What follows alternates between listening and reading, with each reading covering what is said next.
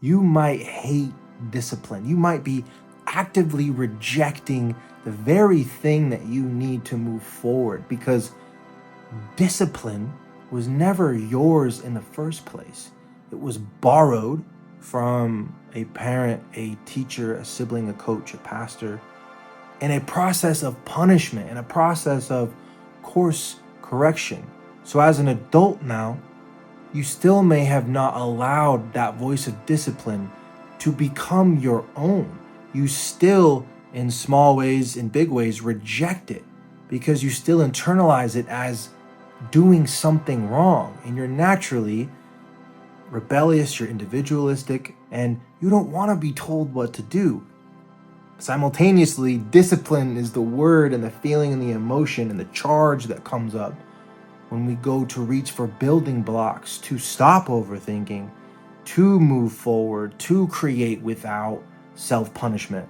But when you're trying to use that same unchecked, unevolved voice of discipline to move forward without self-punishment, you're in this looping paradox and you're just putting gas on the fire. You probably don't lack discipline. You just mistrust it. You probably don't hate discipline. You just hate the way that it was weaponized against you.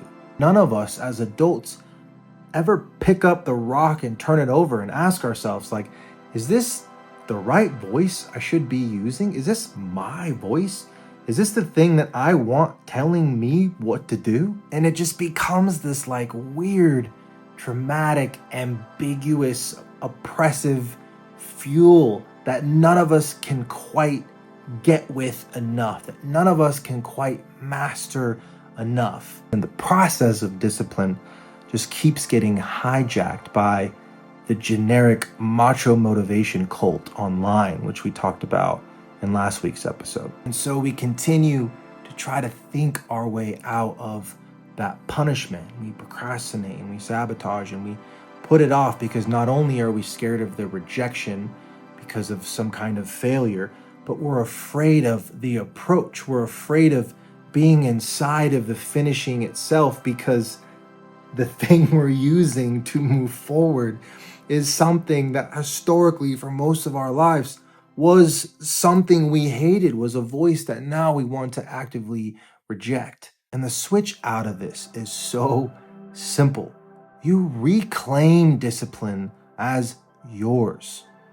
Once you reclaim it, it goes from being punishment to being devotion. You don't need to conquer yourself. You need to reintroduce yourself. You simply cannot use the thing that you have ironically been rejecting for decades as the same thing to fuel you to now move towards things that you have been overthinking or putting off or sabotaging. It's insane to me how unchecked and unrefined discipline is in our society. We take this huge binary dualistic square block and we try shoving it into very round nuanced holes and we shove it down people's throats, and these creators are overthinking and sabotaging themselves to death because they don't have a proper type of modern discipline that's based in flexibility and love and play and lightness and fierce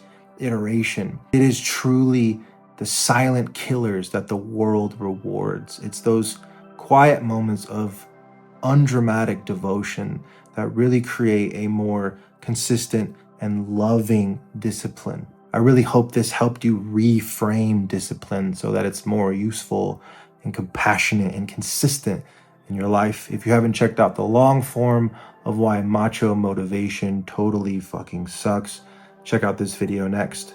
I believe in you.